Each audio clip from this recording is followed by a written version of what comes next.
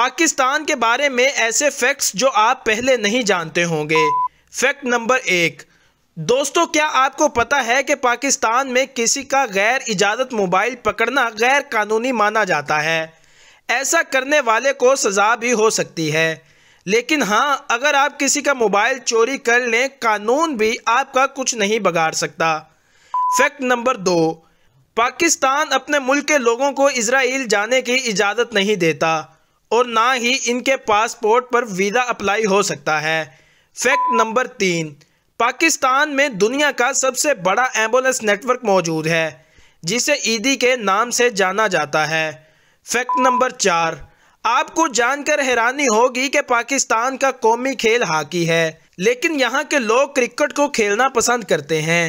Pakistan football बनाने में दुनिया का सबसे बड़ा मुल्क है, जो कि फीफा वर्ल्ड कप को फुटबॉल फराहम करता है। फैक्ट नंबर 5, पाकिस्तान ऐसा मुल्क है जिसमें दुनिया का सबसे पहला वायरस बनाया गया, जिसे हैकिंग का नाम दिया गया।